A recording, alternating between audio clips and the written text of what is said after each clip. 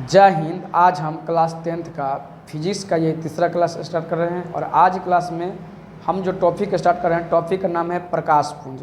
पिछला वाले क्लास में हम इस टॉपिक को स्टार्ट किए थे, लेकिन क्लास थोड़ा ज़्यादा लंबा हो गया था, इसलिए जो है इस टॉपिक को जो है कल की क्लास में, मतलब कि पिछला क्लास में पूरा नहीं कर पाए थे। तो आज जो है इस क्लास में इस टॉपिक को पूरा कर लिया जाएगा और नेक्स्ट टॉपिक की ओर आगे बढ़ा जाएगा। तो प्रकाश पुंज का जो है 3 प्रकार है: समांतर किरण पुंज, अभिसारी किरण पुंज, अपसारी किरण पुंज। तो कल जो है पिछली क्लास में दूर का जो है परिभाषा और फिगर देख लिए थे समांतर किरण पुंज का, अब अभिसारी किरण पुंज का। और आज क्लास में जो है हम स्टार्ट कर रहे हैं अपसारी।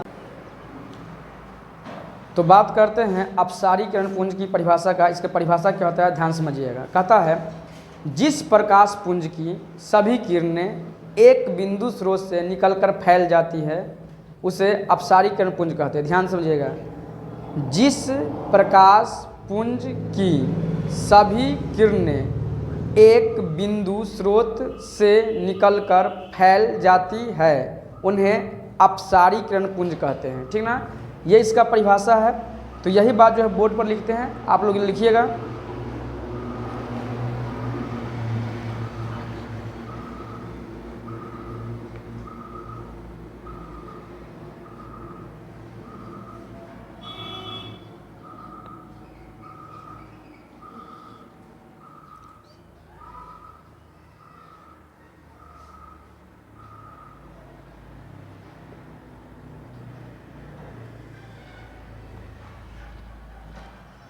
परिभाषा कहता है,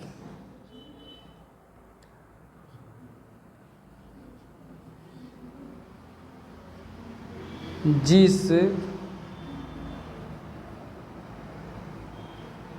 प्रकाश पुंज की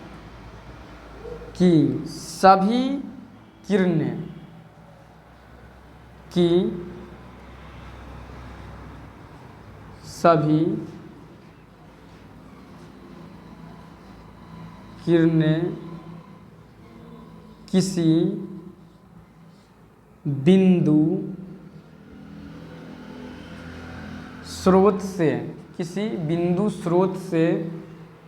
स्रोत से निकलकर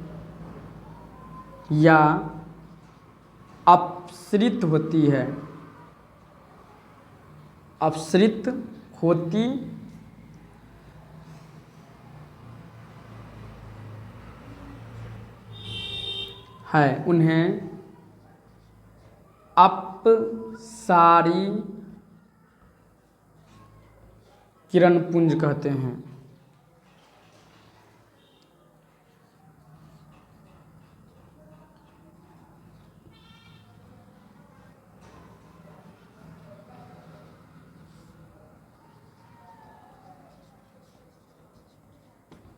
ठीक ना, तो ये हो गया अपसारी किरण पुंज की परिभाषा। एक बार मिला लेते हैं। जिस प्रकाश पुंज की सभी किरणें किसी बिंदु स्रोत से निकलकर फैल जाती है या अपसृत होती है उन्हें अपसारी किरण पुंज कहते हैं। कॉमा यहाँ पे नहीं होगा। ठीक ना, तो अब इसका जो है फिगर बनाना है, परिभाषा के हिसाब से फिगर बनाना है। ध्यान समझिएगा। क्या कहता है, किसी बिंदु स्रोत से निकलकर फैल जाती है। तो यहाँ पे क्या लेना है, एक बिंदु लेना है। ठीक ना, और बिंदु स्रोत से क्या कर रहा है, निकल रहा है, तो इसको निकालते हैं। ठीक ना, थोड़ा इसका स्केल ले लेते हैं, उसके बाद बनाते हैं।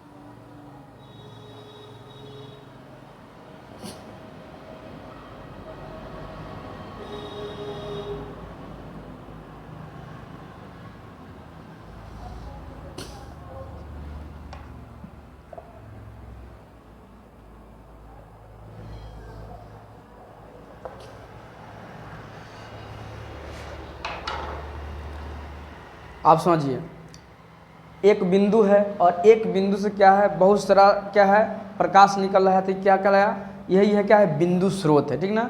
चलिए,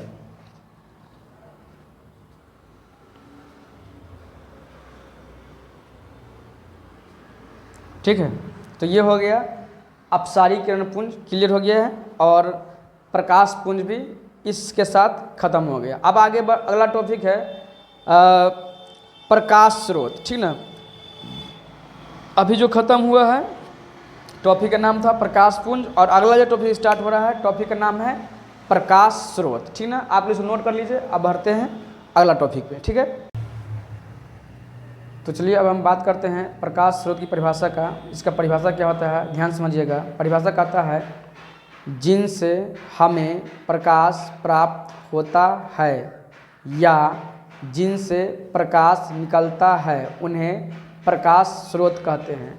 प्रकाश स्रोत का दो प्रकार है, एक में है प्राकृतिक स्रोत, दूसरा है मानव निर्मित। तो इसको जो है, अब यही बात जो है बोर्ड पर लिखना है, स्टार्ट कीजिएगा, लिखते हैं।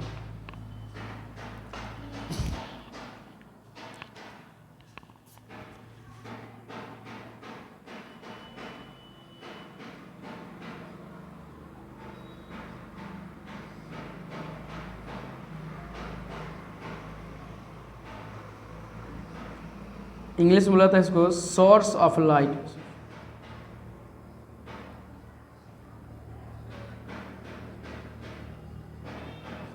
ठीक ना। चलिए, कहता है जिनसे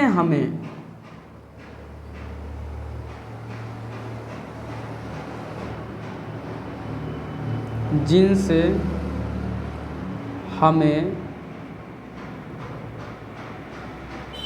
प्रकाश प्राप्त होता है या, कॉमा नहीं देंगे, या जिससे प्रकाश निकलता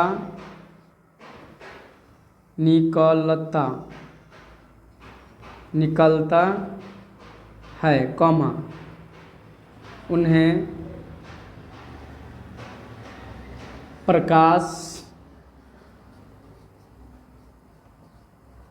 स्रोत कहते हैं, ठीक ना। तो ये था इसका परिभाषा। अब जो है ये दो प्रकार के हैं, प्राकृतिक स्रोत, मानव निर्मित। तो लिखेंगे प्रकाश स्रोत दो प्रकार के हैं।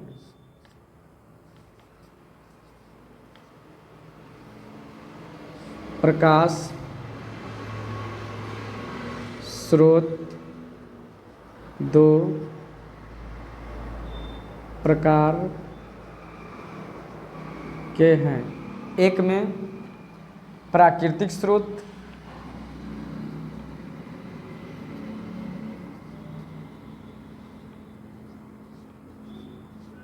प्राकृतिक स्रोत, दो में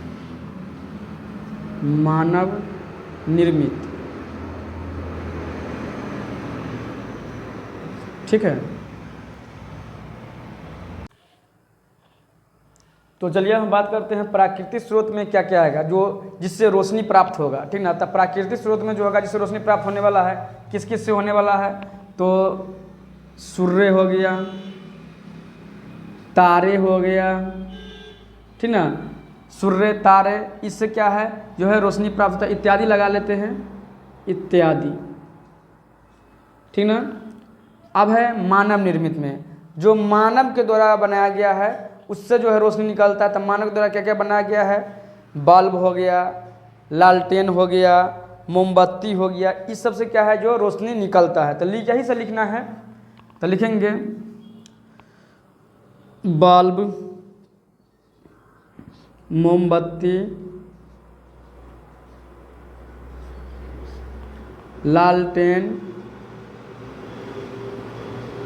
इत्यादि,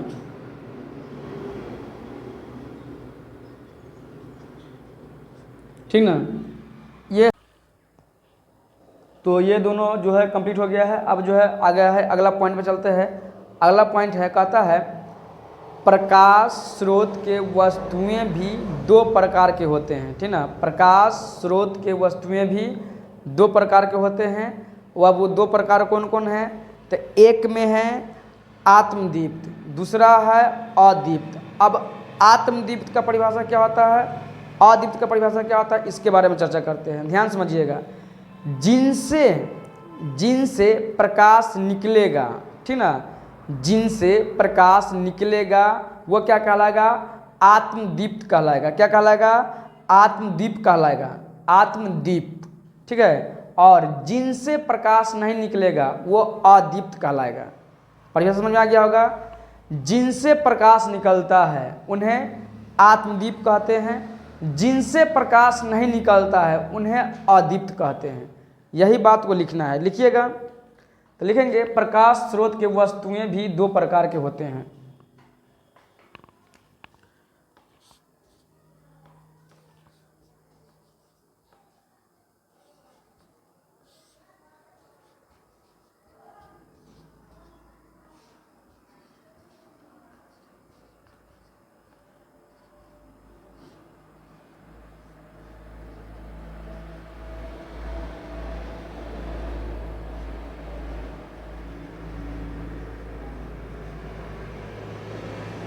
ठीक है, होते हैं।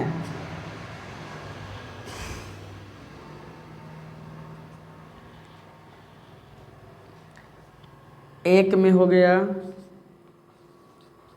आत्मद्वीप, ठीक ना। दो में हो गया अद्वीप, अद्वीप, ठीक ना।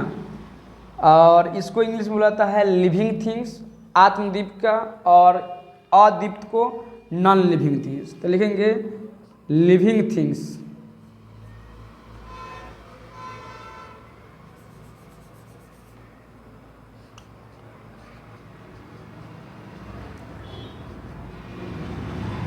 लिविंग थिंग्स, और दूसरा है नॉन लिविंग थिंग्स।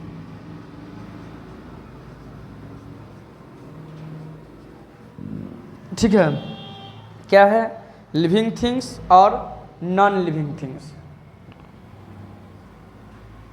चलिए, तो अब जो है परिभाषा दोनों को देखेंगे, इसको नोट कर लीजिए, बढ़ते हैं आगे।